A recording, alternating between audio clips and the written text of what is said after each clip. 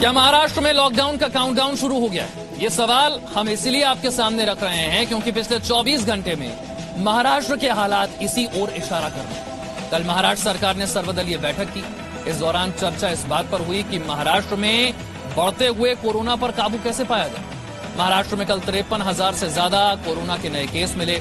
वहीं दिल्ली में भी संक्रमण की रफ्तार तेज हो गई है। इसके अलावा पंजाब और गुजरात में भी कोरोना संक्रमण के मामले बहुत तेजी से बढ़ रहे हैं।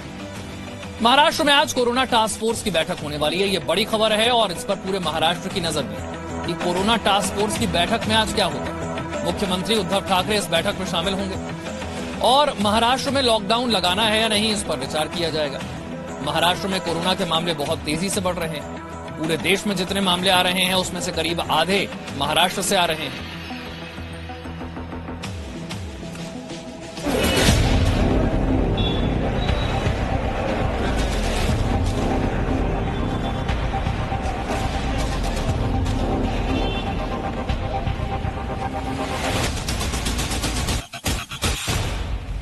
ये मुंबई है, वो मुंबई जो न कभी सोती है न कभी थकती है। मुंबई जिंदा दिल है, मुंबई सपनों का शहर है। मुंबई की तारीफ में न जाने क्या क्या कहा गया, लेकिन मुंबई को अब एक अदृश्य दुश्मन की नजर लग गई है। इस दुश्मन का नाम है कोरोना वायरस। देश में सबसे घने बसे इस महानगर में ही नहीं, पूरे महाराष्ट्र में कोरोना ने कोहराम मचा रखा है। हालात बेकाबू होते देखकर महाराष्ट्र के मुख्यमंत्री उद्धव ठाकरे ने शनिवार को सर्वदलीय बैठक बुलाई और राज्य में बढ़ते कोरोना संक्रमण पर चिंता जताई। महाराष्ट्र सरकार का कहना है कि अब लॉकडाउन के अलावा कोई विकल्प नहीं है। आज उद्धव ठाकरे कोरोना पर टास्क फोर्स के साथ बैठक करेंगे। इसके बाद महाराष्ट्र में लॉकडाउन पर फैसला लिया जा सकता है। वक्त जो हमारा टास्क फोर्स है कोविड को लेके, उसको चर्चा करके सरकार कोई निर्णय लेगी। लेकिन लॉकडाउन लगाते समय जो समाज का कमजोर वर्ग है उसे किस तरह से सहायता दी जा सकती है, सभी दल की ये मांग थी। निश्चित रूप से सरकार विचार करके क्या निर्णय लेना है, मुख्यमंत्री महोदय के माध्यम से उसकी जानकारी जनता को दी। महाराष्ट्र सरकार क्यों कड़े फैसले लेने की बात कह रही है, हम आपको आंकड़ों के जरिए समझाते हैं। देश भर में कुल कोरोना संक्रमण के 35% से ज्यादा केस महाराष्ट्र में है। महाराष्ट्र में पिछले 24 घंटों के दौरान कोरोना संक्रमण के 55,411 नए मामले सामने आए हैं। इस दौरान महाराष्ट्र में कोविड-19 की वजह से 309 लोगों को जान गंवानी पड़ी। मुंबई में पिछले 24 घंटों के दौरान कोरोना के 9,330 नए केस सामने आए हैं और पिछले 24 घंटे में मुंबई में मौत का आंकड़ा 28 है। पुणे में भी हालात चिंताजनक है। पुणे में पिछले 24 घंटे में कोरोना संक्रमण के 9,864 नए केस मिले, जबकि 24 घंटे में यहां 82 कोरोना संक्रमितों की मौत हो गई। ऐसे में सवाल ये उठता है कि महाराष्ट्र सरकार कोरोना पर कठोर कदम यानी लॉकडाउन क्यों नहीं लगा देती। इसका जवाब महाराष्ट्र के पूर्व मुख्यमंत्री देवेंद्र फडणवीस ने दिया है। शनिवार को देवेंद्र फडणवीस ने कहा कि महाराष्ट्र के कारोबारियों का कारोबार खत्म होता जा रहा है। उद्धव सरकार को कुछ राहत पैकेज का ऐलान करना चाहिए, लेकिन कोरोना की मार झेल रही अर्थव्यवस्था में तुरंत ऐसा करना आसान नहीं होगा। यही वजह है उद्धव ठाकरे केंद्र सरकार से मदद मांग रहे हैं। ब्यूरो रिपोर्ट, जी मीडिया। तो महाराष्ट्र में क्या लॉकडाउन पर फैसला होने जा रहा है? कृष्णा ठाकुर मेरे सहयोगी मुंबई से मेरे साथ हैं और जानकारी के साथ। कृष्णा, कितने बजे ये बैठक होने वाली है और किस आधार पर होगा लॉकडाउन का फैसला?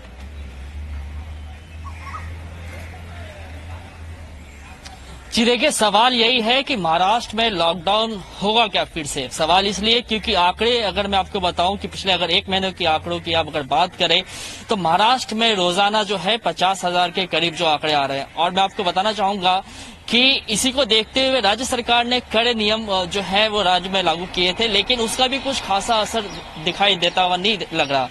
पिछले एक हफ्ते में भी जो है कड़े निर्बंध जो पिछले संडे को लगाया गया था, उससे राज्य सरकार को यह आशा थी कि कोरोना के मामले में कमी देखने को मिलेगी। लेकिन अगर पिछले एक हफ्ते की भी अगर मैं बात करूं तो रोजाना 45,000 के पार जो है वो मामले आ रहे हैं और इसीलिए सरकार जो है वो चिंता में है। राज्य में जो कोरोना के मामले बढ़ रहे हैं, ऐसे में महाराष्ट्र के जो अलग अलग राज्य हैं, मुंबई, पुणे, नासिक, पूरा समूचा महाराष्ट्र आप कह लीजिए, हालात बद से बदतर हो रहे हैं। और इसी को देखते हुए कल शनिवार को मुख्यमंत्री ने सर्वदलीय बैठक बुलाई थी और उन्होंने कहा था कि लॉकडाउन ही एकमात्र विकल्प होगा और इस पे वो 1 से 2 दिन में जो है वो फैसला लेंगे। या एक बात ये आप समझ लीजिए कि सर्वदलीय बैठक जो कल बुलाई गई थी उसमें लॉकडाउन लगाने के अलग अलग तरीकों पे चर्चा हुआ।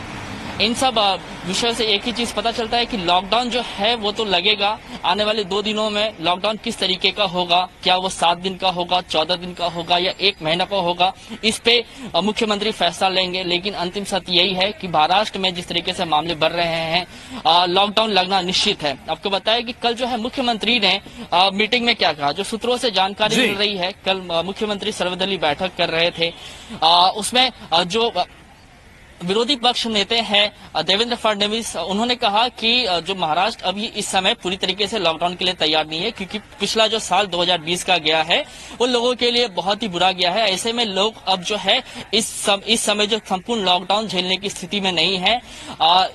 इसीलिए आपसे निवेदन है कि लॉकडाउन के बारे में गंभीरता से सोचे। लेकिन मुख्यमंत्री का कहना है कि महाराष्ट्र में जिस तरीके से मामले बढ़ रहे हैं, लॉकडाउन में अगर मैंने ढील देके भी देखी है तो मामले कुछ ठीक है। इसलिए आज जो बैठक होने जा रही है बहुत अहम है और इस बैठक में फैसला होना है कि महाराष्ट्र में लॉकडाउन लगेगा और अगर लगेगा तो कितने दिन के लिए होगा, उसमें किस तरह के नियम और शर्तें होंगी। बहुत बहुत शुक्रिया कृष्णा इस जानकारी के लिए। और देश की राजधानी दिल्ली में कोरोना संक्रमण काफी तेज है। हालात ये हैं कि दिल्ली में कोरोना संक्रमण की दर बढ़कर अब 10.21% हो गई। दिल्ली में कोरोना संक्रमण को रोकने के लिए नई और कठोर गाइडलाइंस तय की गई हैं। देखिए रिपोर्ट। कोरोना की रफ्तार सिर्फ महाराष्ट्र में ही तेज नहीं है, देश के कई अन्य राज्यों में भी हालात बद से बदतर होते जा रहे हैं। सबसे ज्यादा परेशानी दिल्ली को लेकर है। देश की राजधानी दिल्ली में कोरोना संक्रमण बहुत तेजी से बढ़ रहा है। दिल्ली में पिछले 24 घंटे में 7,897 लोग कोरोना वायरस से संक्रमित हुए हैं, जबकि इसी समय अवधि में 39 संक्रमितों की मौत हो गई है। दिल्ली में कोरोना संक्रमण की दर बढ़कर 10.21% हो गई है और कंटेनमेंट जोन्स की संख्या 5,236 हो गई। यही वजह है कि दिल्ली डिजास्टर मैनेजमेंट अथॉरिटी ने कठोर फैसले लिए हैं। संक्रमण की चेन को तोड़ने के लिए गाइडलाइंस जारी की गई हैं। नई गाइडलाइंस के मुताबिक हवाई जहाज के जरिए महाराष्ट्र से दिल्ली आने वालों के लिए 72 घंटे पहले का कोरोना नेगेटिव सर्टिफिकेट अनिवार्य होगा। नेगेटिव RT-PCR टेस्ट नहीं होने पर 14 दिनों के लिए क्वारंटीन में भेज दिया जाएगा। दिल्ली में अंतिम संस्कार में 20 लोगों से अधिक लोगों के शामिल होने की इजाजत नहीं होगी। शादी विवाह में अधिकतम 50 लोग ही शामिल हो सकते हैं। रेस्टोरेंट और बार को 50% क्षमता के साथ संचालित करने की इजाजत होगी। कॉलेज, कोचिंग संस्थान बंद रहेंगे। दिल्ली मेट्रो, DTC और क्लस्टर बस 50% क्षमता के साथ संचालित होंगी। इसके अलावा दिल्ली में सभी राजनीतिक, सामाजिक और धार्मिक उत्सवों पर रोक लगी रहेगी। हालात से निपटने के लिए दिल्ली सरकार ने 4th और 5th ईयर के MBBS छात्रों, इंटर्न और BDS डिग्री धारक डेंटल डॉक्टर्स को भी तत्काल प्रभाव से अस्पताल में तैनात करने का फैसला किया है। निजी कंपनियों से कहा गया है कि वो अलग अलग टाइमिंग पर अपने कर्मचारियों को बुलाएं, जिससे कि सारा स्टाफ एक ही समय पर दफ्तर में इकट्ठा ना हो। जितना ज्यादा हो सके वर्क फ्रॉम होम की सुविधा दी जाए। लेकिन कोरोना की रफ्तार सिर्फ महाराष्ट्र और दिल्ली तक ही सीमित नहीं है। कर्नाटक की राजधानी बेंगलुरु समेत 7 शहरों में 20 अप्रैल तक नाइट कर्फ्यू लगा दिया गया है। कर्नाटक में इसे कोरोना कर्फ्यू कहा जा रहा है। इसके अलावा मध्य प्रदेश के 10 और शहरों में लॉकडाउन लागू कर दिया गया है। इससे पहले MP के ज्यादा प्रभावित 7 शहरों में पाबंदी लगाई गई थी। यूपी में कल रिकॉर्ड 12,000 से ज्यादा कोरोना के नए केस मिले हैं, यानी तस्वीर साफ है।